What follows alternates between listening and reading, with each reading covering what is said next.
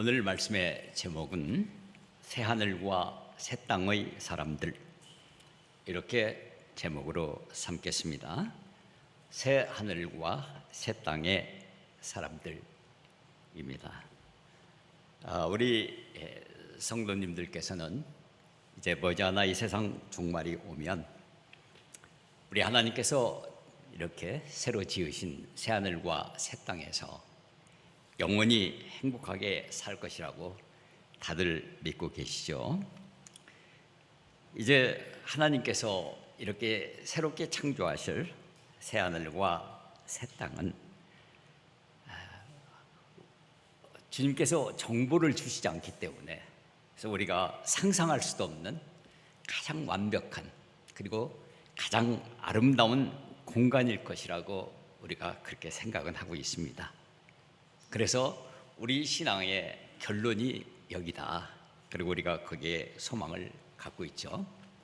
그런데 성경은요, 이 새하늘과 새 땅에 대한 언급이 별로 없습니다.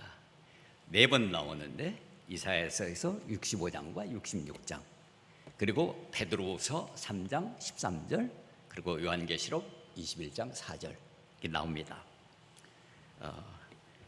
아마 여러분들께서는 오늘 이 본문의 말씀이나 또는 앞서 제가 말씀드린 다른 3가지 다른 구절의 말씀들 속에서라도 이 새하늘과 새 땅이라는 주제로 메시지를 들어본 분은 아마 거의 없을 것이라고 제가 믿습니다.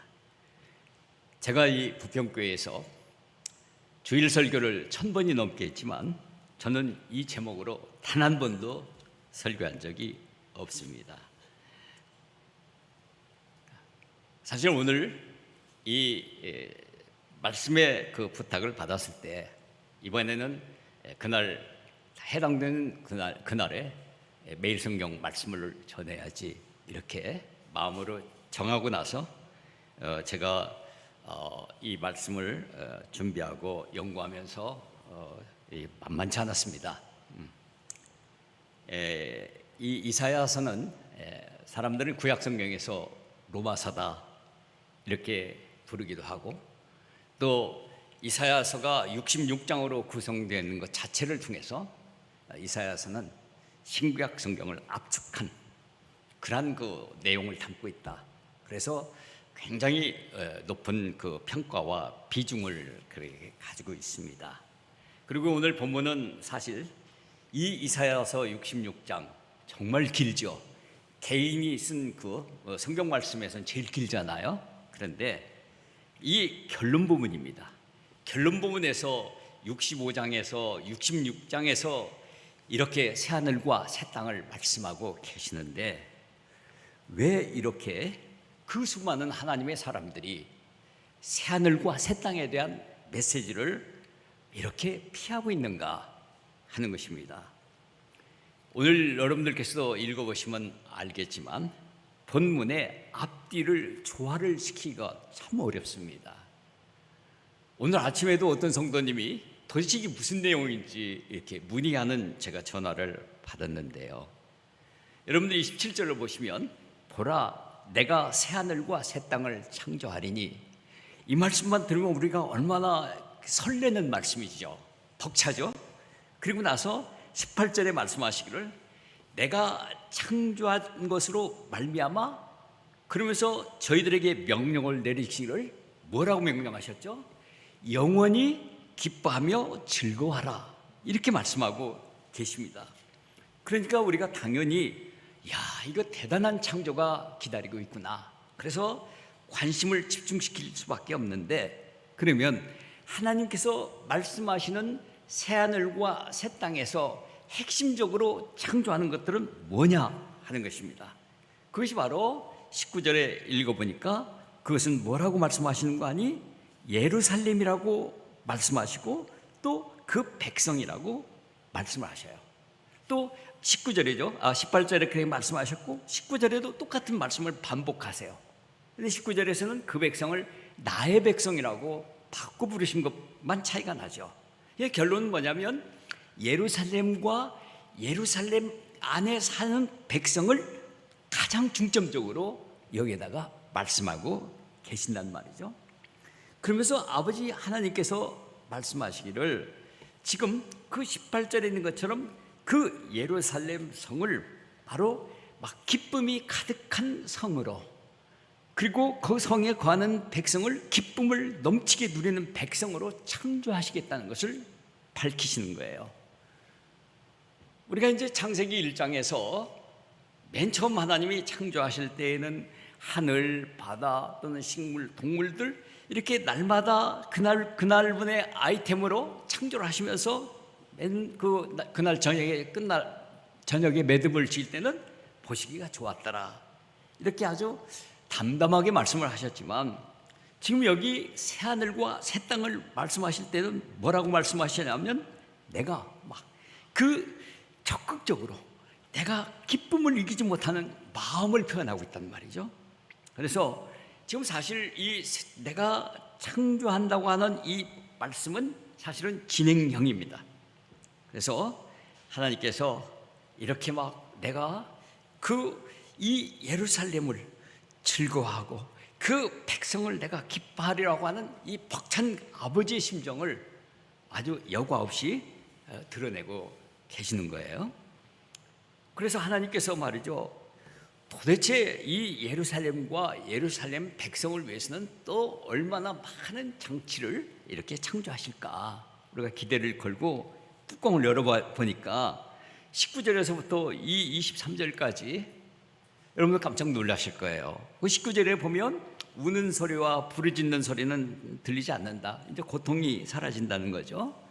근데 20절부터 우리를 혼란에 빠뜨리는 거예요. 20절에 뭐라고 하니 장수한다는 것을 말씀하고 계시죠. 또 거기에 유아 사망이 없다고 말씀하시고, 이 장수를 보장하시면서 100살 미만에 죽는 자는 저주받은 거다, 이렇게까지 말씀하세요. 그리고 21절에서 23절에 보면 이제 그 주택이 개개인의 주택이 보급이 되고 거주지가 안정되는 얘기, 사회적인 안정, 생활 안정, 그리고 노동권을 보장하고, 도대체 이게 저 영원한 그 영광의 나라에서 무슨 이런 얘기가 무슨 필요가 있어요? 죽음이 얘기가 되고 무슨 생활 보장이나 안정이나 이런 것들이 다 얘기가 되고 있단 말이죠. 그러니까 오늘 지금 이 말씀을 읽고 있으면요, 우리가 사는 이 시대 속에서는 여기서 말씀하신 내용은 이건 순박하다고, 아니 그보다는 솔직히 제가 말씀드리자면 좀 유치하다고 할 정도의 그런 말씀을 하고 계신단 말이죠. 사실 지금 우리가 벌써 지금 100세 시대에 들어섰다고 얘기하고 있잖아요. 지금 우리나라의 유아 사망률은 제로에 가깝죠. 그리고 날이 갈수록 이 복지가 굉장히 좋아지고 있기 때문에, 그래서 사회 안전망이 얼마나 지금 강화되고 있는지 모릅니다. 그러니까 지금 이 시대에 우리가 살고 있는 우리 입장에서는 도대체 하나님이 말씀하시고자 하는 새하늘과 새 땅에 제공되고 있는 이런 메리트가 도대체 이게 뭐냐는 것입니다. 그래서 우리가 이것을 보면 이제 그 생각을 하게 되죠. 이거는 2700년 전이다. 그러니까 이 2700년 전은 우리나라로 보면 선사시대라고 할 수 있겠죠. 그 당시에 정말 아마 평균 연령을 30세 미만이라고 생각하고 있는데, 그 시대의 사람들에게는 그들이 상상할 수 있는 그 최고의 이상향, 말하자면 최상의 그림을 하나님이 보여주신 것이다, 그렇게 이해는 할 수 있어요. 그런데 문제는 뭐죠? 오늘 우리에게 무슨 의미가 있냐는 것입니다. 여러분, 저 오늘 여러분들에게 이 말씀이 오늘 우리에게 의미가 있다, 분명히 있다, 이것을 강조하면서 말씀으로 나가고 싶어요. 사실 우리가 구약 성경을 읽을 때 참 이렇게 수준이 낮은 얘기들을 종종 볼 수 있어요. 왜냐하면 그 당시의 사람들의 수준과 관점에 맞게 말씀을 하셨어요. 그런데 오늘 지금 우리는 이제 완성된 성경, 완성된 복음 속에서 말이죠, 하나님의 이 구속의 역사가 어떻게 진행되어 가고 있는지 전체적인 관점으로 있는 하나님의 말씀을 보고 있고 이해하고 있지 않습니까? 그렇기 때문에 오늘 복음 우리의 숙제는, 우리가 해야 될 가장 중요한 일은 뭐냐면, 이러한 구약 성경을 읽을 때 신약으로 읽어야 한다. 복음 안에서 읽어야 된다는 것입니다. 그것을 꼭 염두에 두시고, 그래서 도대체 이 말씀이 우리에게 뭘 말씀하시는지, 우리는 이것을 어떻게 해석해야 하겠는지 하는 것이 오늘 일단 우리가 꼭 마음에 담아야 될 것입니다.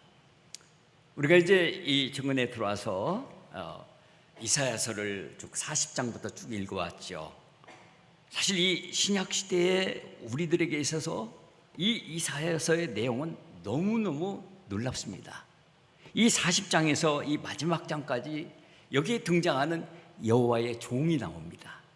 그 53장에 보면 그 종이 죽임을 당하심으로써 이제 복음이 성취가 되시고, 그리고 이사야서 54장부터 이 마지막 장까지는요, 바로 막 이 복음으로 온 세상을 구원하시고, 그리고 신약의 교회를 이루어 가시는 아버지의 그 막 비전과 전망이 막 벅찬 그 마음으로 아버지가 가서 막 부어주세요.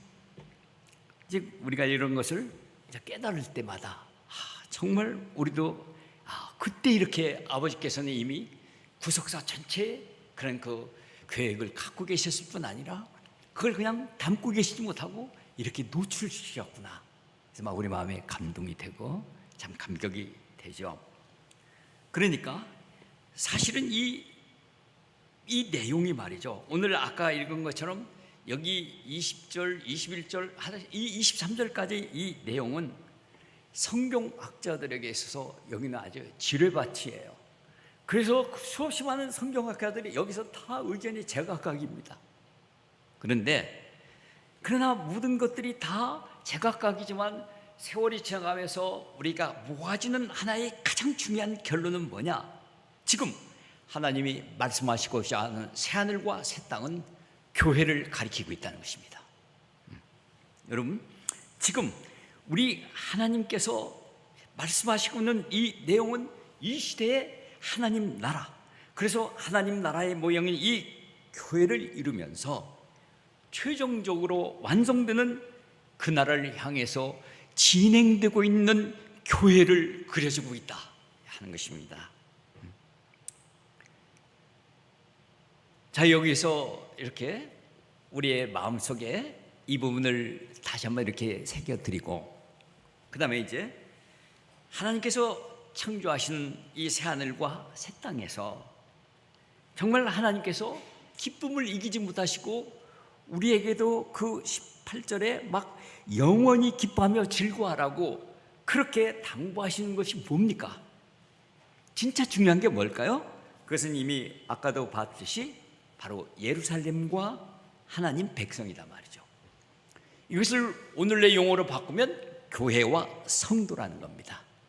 교회와 성도는 분리할 수가 없습니다.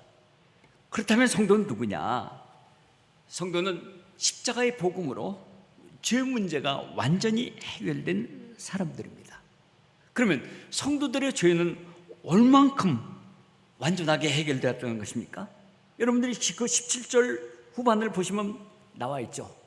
이전 것은 기억되거나 마음에 생각나지 아니할 것이다. 완전한 용서입니다.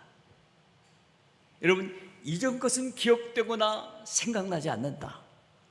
바로 이사야서를 통해서 말씀하신 우리 아버지께서는 100년 뒤에 예레미야 선지자를 통해서 다시 말씀하십니다. 좀 더 분명하게 말씀하십니다. 예레미야서 31장 34절에 내가 그들의 악행을 사하고 다시는 그 죄를 기억하지 아니하리라. 이렇게 엄격하시고 공의로우신 하나님께서 다시는 기억하지 않겠다고 이렇게 약속하실 때, 이 말씀이 정말 사실일까? 상상하지 못했을 것입니다. 그런데 그것이 이루어졌단 말이죠. 예수님께서 십자가에 달리시면서 다 이루셨던 것이죠. 그래서 지금 신약에서 히브리서 8장 12절에 말씀하시기를 바로 이 말씀, 예레미야서 말씀을 인용하시면서 내가 그들의 불의를 긍휼히 여기고 그들의 죄를 다시 기억하지 아니하리라. 여러분, 여기에 더 끼어들어 있는 것은 그들의 불의를 긍휼히 여기신다는 거예요. 그러면서 기억하지 않겠다. 히브리서 또 10장 17절에도 말씀하셨죠. 그들의 죄와 그들의 불법을 내가 다시 기억하지 아니라. 이것이 바로 이 복음입니다. 오늘 사랑하는 우리 여러분들, 우리 모두가 다 우리는 죄가 하나도 없는 자유인입니다. 내일 제가 죄로 넘어진다고 해도 내일 또 아버지께서는 나의 죄를 기억지 않는, 내일 또 나는 자유인입니다. 나는 영원한 자유인입니다. 이 자유인들이 모인 모임이 바로 교회라는 것입니다. 여러분, 그 교회를 아는 교회 있습니까? 이렇게 자유인들이 모이는 교회 혹시 아는 교회 있어요? 부평교회잖아요. 저희는 부평교회입니다. 여러분, 제가 이 부평교회 다니고 싶어서 다닌 거 아니에요. 40여 년 전에 서울에서 하도 방값이 비싸가지고 견딜 수가 없어서 여기로 이사 온 겁니다. 그래서 여기 부평교회가 있으니까 여기 다닌 거예요. 특별히 여기에다가 정을 두고 마음을 주고 그러지 않았습니다. 기회만 되면 언제든지 떠날 마음을 갖고 살았는데 아주 눌러앉았어요. 제가 85년도에 목회자가 된 다음에도 여러 해 동안 저는 솔직하게 엉거주춤한 상태로 정부 취직하고 그렇게 살았던 것이에요. 그런데 시간이 지나는 동안에 내가 부평교회에 온 거, 내가 여기 속한 것은 내가 선택한 것이 아니었구나. 하나님께서 행하신 것을 깨닫게 되었어요. 아마 여러분들 성도들, 여러분들도 다 제가 여쭤본다면, 여러분들 우리가 이 시대 이 땅에서 태어나서 말이죠, 그 많고 많은 도시 중에서 하필이면 인천에 와가지고 하필이면 이렇게 우리 교회 부평교회에 속하게 됐습니까? 여러분들이 대답하면 내가 선택했어요. 그럴까요? 저는 저하고 답이 비슷하다고 생각합니다. 하나님이 이 교회에 속하게 하셨다. 저는 부평교회 식구들과 저와 어떤 관계에 있는지 저는 아주 간단하게 한마디로 말씀드릴 수 있는 것이 있습니다. 그것은 히브리서 3장 1절입니다. 여러분들은 함께 하늘의 부르심을 받은 거룩한 형제들이다. 이것입니다. 여러분, 그래서 저는 지금까지 이 여러 오랜 세월 동안 여러분들을 바라볼 때마다 늘 제 마음의 중심은 우리는 함께 하늘에 가게 될 형제들, 하나님의 가족들이라는 것, 저는 이 마음 가지고 살아왔고 아마 특별히 변심하지 않는 한 이 마음으로 제 생을 마치라고 생각합니다. 그렇기 때문에 제가 부평교회에서 목회를 하거나 여러 가지 활동을 할 때 제가 얼마나 따지고 따진 건 뭐니, 당시 진짜 정말 하늘의 부르심을 받은 형제냐, 증거를 대라. 저 때문에 시달린 분 많지 않습니까? 며칠 전에 이제 어떤 청년이 저를 방문했습니다. 그 청년이 이제 목회자의 가정에서 자라났고 또 여러 가지로 이제 열심히 그 노력을 해서 좋은 환경, 좋은 직장에 있습니다. 그런데 이제 대화를 나누면서 자기가 하나님을 선택했다는 말을 두세 번 하게 됐어요. 그래서 제가 그 말을 들으면서 제가 말을 중단시키고 하나님이 선택했다는 말에 대해서 바로 잡았어요. 요한복음 15장 16절에 너희가 나를 택한 것이 아니라 내가 너희를 택하여 세웠나니 이는 너희로 가서 과실을 맺게 하고 너희 과실이 항상 있게 하여 그래서 내 이름으로 너희가 무엇을 구하든지 간에 다 받게 하려 함이라고 예수님이 들려주셨잖아요. 그러니까 너무 많은 분들이 내가 예수님을 영접해서 구원받았다고 얘기하는데 저는 예수님을 어떻게 영접하는 줄을 몰라요. 요한복음 1장 12절 외울 수 있죠? 영접하는 자 곧 그 이름을 믿는 자들에게는 하나님의 자녀가 되는 권세를 주셨으니 그러나 거기서 멈추면 안 된다는 것을 제가 그동안에 강조했죠. 13절이 중요하다. 이는 뭡니까? 혈통으로나 육정으로나 사람의 뜻으로 나지 아니하고 하나님께로 난 자들이다 하는 것입니다. 제가 그 청년에게도 너는 너희 부모를 선택할 권리가 없다. 영적인 아버지도 네가 선택할 권리가 없다. 네가 할 수 있는 건 뭐냐? 나에게 믿게 해달라고 구하고 찾고 두드리라고 말씀하셨으니까 그래서 아버지 하나님께서 나를 낳아주셔야 된다.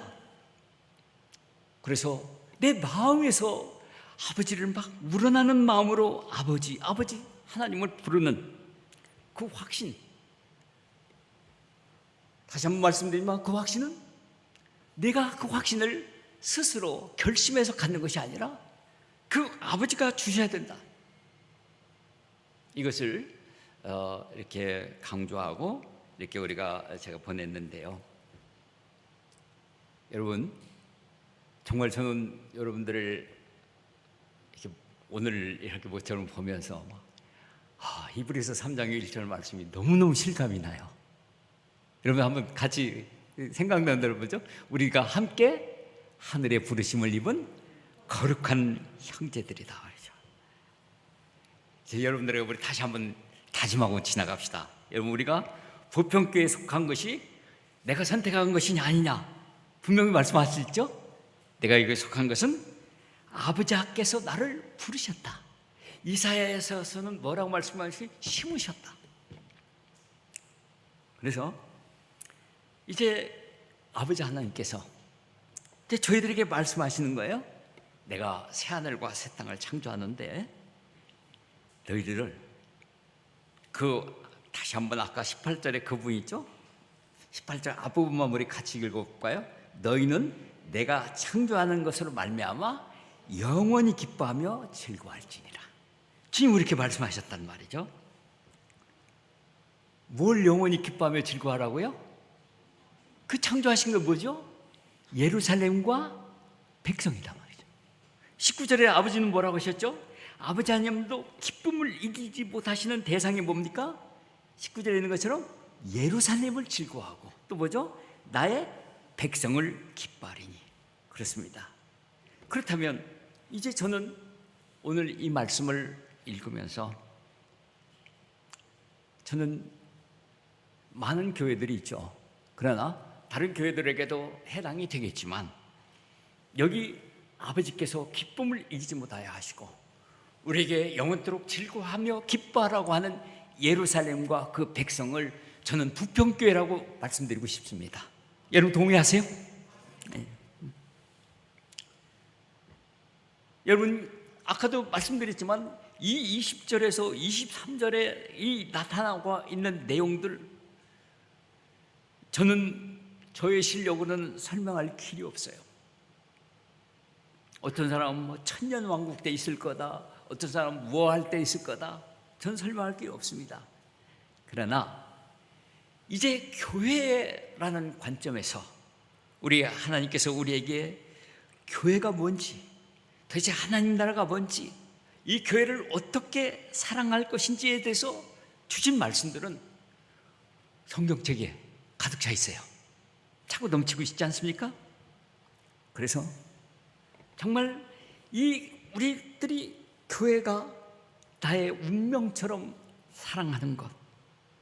그래서 다시 한번 말씀드리지만 여기다 교회라는 말을 집어넣고 너희는 이 교회로 말미암아 18절에 영원히 기뻐하며 즐거워할지어다.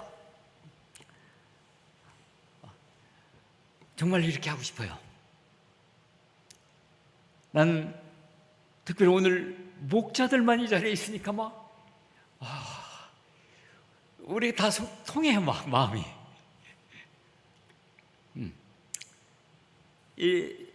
그래서 말이죠. 정말 제가 이 우리 교회의 가이드라인이고, 바로 이 새하늘과 새 땅을 우리가 구현해내는 가장 키워드는 뭐냐? 진짜 핵심적인 구절은 저는 24절이라고 말씀드리고 싶어요.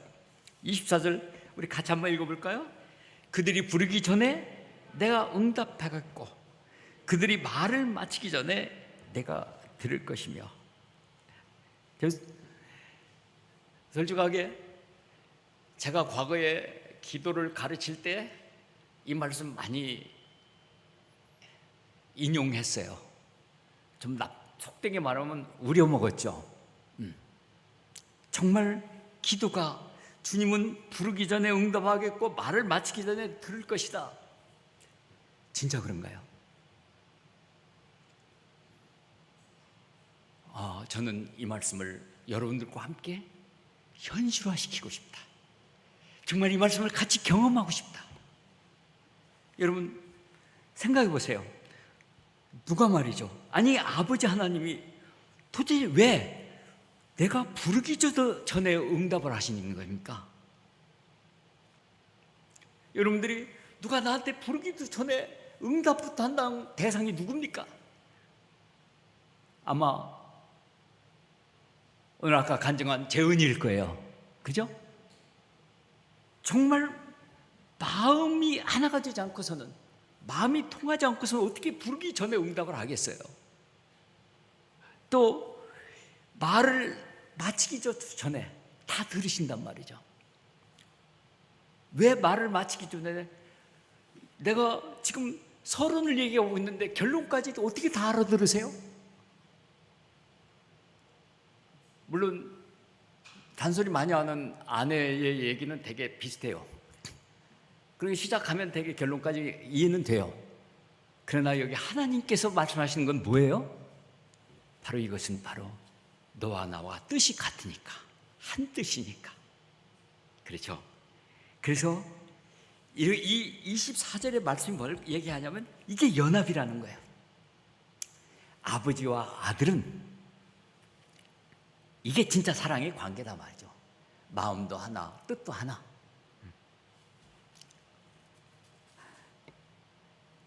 저는 오늘 여러분들과 함께, 또 이 방송을 통해서 듣는 여러분들과 함께 정말 이걸 제안하고 싶어요. 이 말씀이 우리 인생 목표가 되었으면 좋겠고 우리 교회의 목표가 되었으면 좋겠다 말이죠.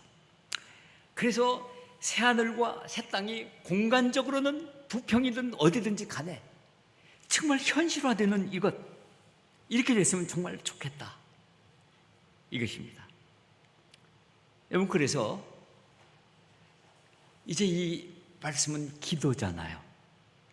이 기도에 대해서 정말 많이 성찰하게 되고 살피게 돼요. 마르코 3:3 다 기억하시죠? 한번 외워보세요. 너희는 먼저 그의 나라와 의를 구하라. 너희는 먼저 그의 나라와 그의 의를 구하라고 하는 이 말씀, 우리 교회 식구들이 많이 아는데, 제가 언젠가 한번 어떤 성도님들하고 제가 이 말을 우리 성도들이 다 알고 있는데 그것에 대한 간증이나 그것에 대한 그 여러 가지 얘기를 들어본 기억이 거의 너무 적다, 이런 표현을 했는데요. 여러분, 이제 마르코 3:3의 말씀을 마태복음 6장에서 주실 때 이 말씀을 왜 주셨을까요? 그리고 전후 좌우를 보시면 느닷없이 툭 주신 것이 아니잖아요.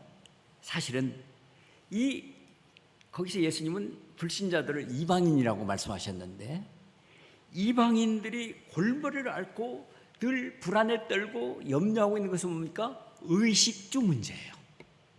그 의식주 문제. 그런데 하나님께서 말씀하셨잖아요.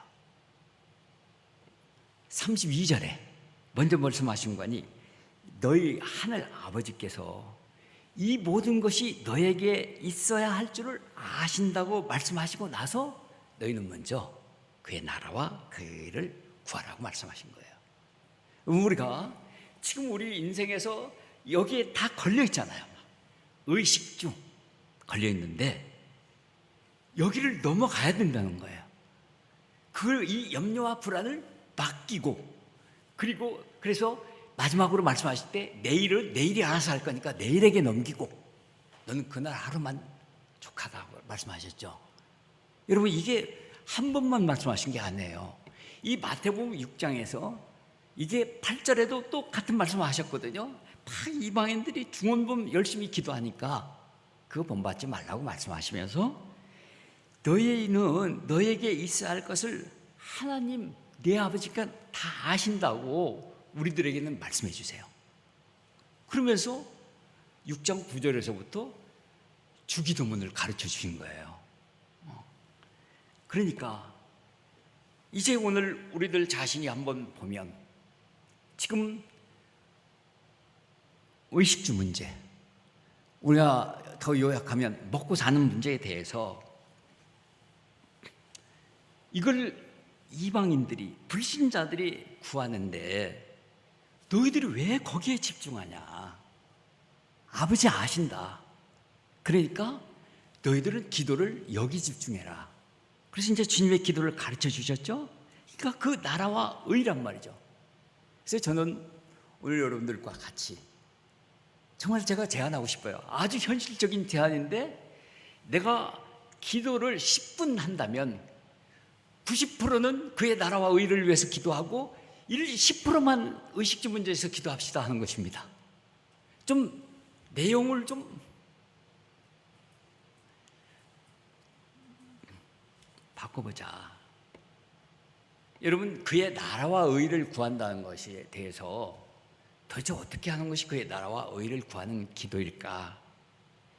저는 이번에 이사야서를 읽으면서 막 이 보석이 가득 차 있는 광산과 같아요. 그런데 이사야서 62장을 한번 이렇게 여러분들이 보시면 1절에, 62장 1절에 말씀하시기를,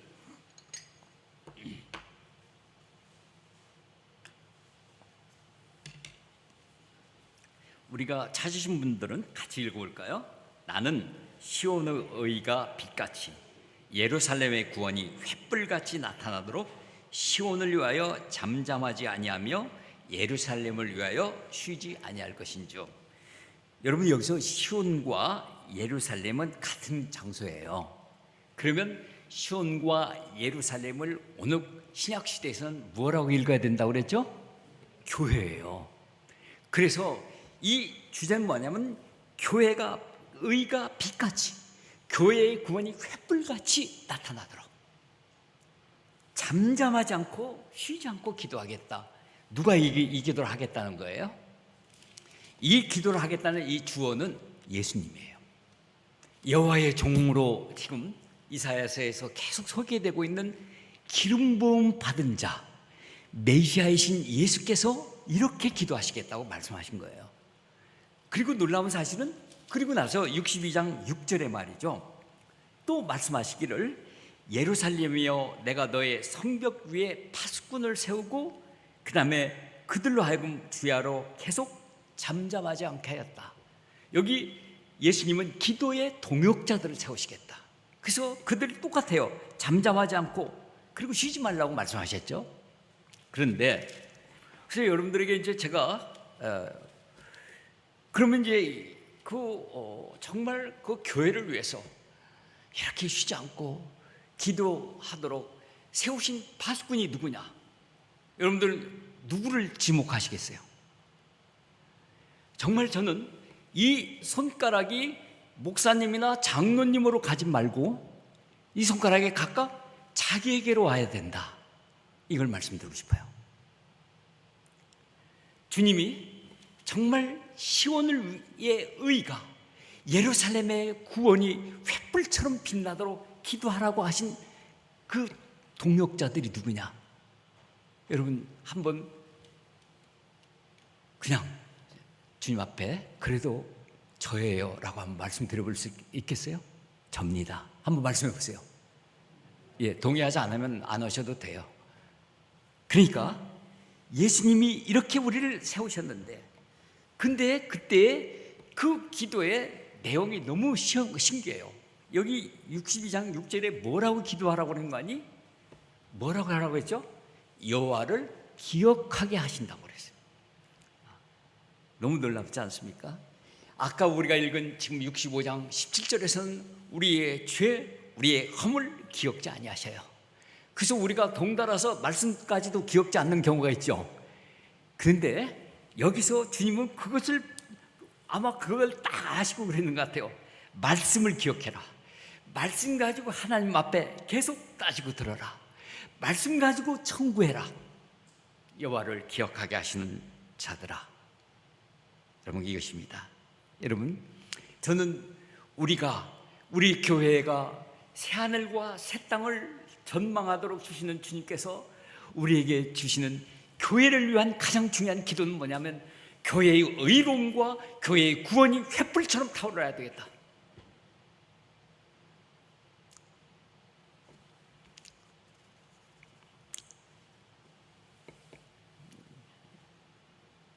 나는 여러분들을 오늘 이렇게 부르는 게 참 기쁩니다. 함께 하늘의 부르심을 입은 거룩한 형제들, 우리가 히브리서 11장에 지난주에도 언급이 되었었죠.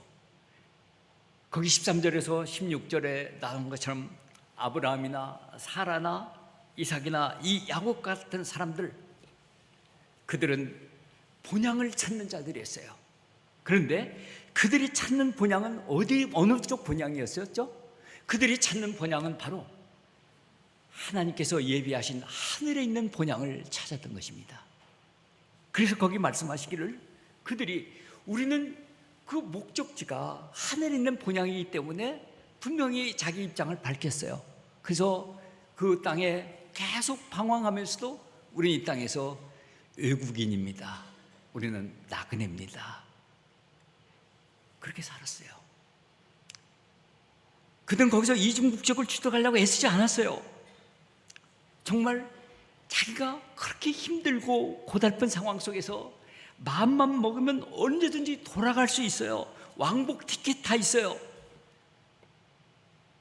우리가 그렇기 때문에 외국에서 검사할 때 이 사람이 왕복 티켓을 샀는지 편도 티켓을 샀는지 항상 조사하잖아요.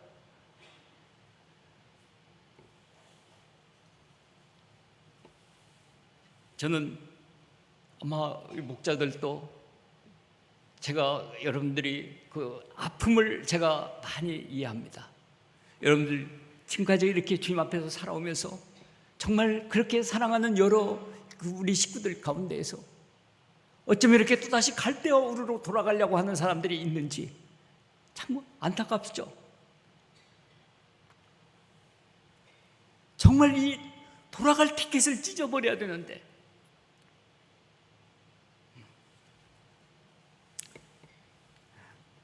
저는 우리들 모두가 다 좀 더 담대하게 얘기합시다.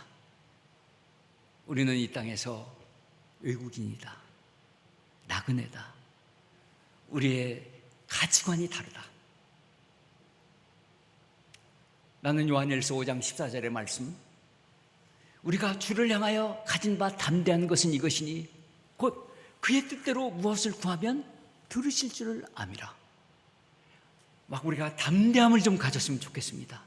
주를 향하여 이 갖는 담대함, 그의 뜻대로 구하는 사람, 예수님과 뜻이 한 뜻이 되는 사람, 그 얘기를 좀 듣고 싶습니다. 그래서 우리가 뭘 얘기할 때마다, 과연 이게 기도할 때고 뭘 생각하고 얘기할 때마다 내가 원하는 것인지 아니면 주님이 원하시는 것인지를 이걸 분명히 밝혔으면 좋겠어요.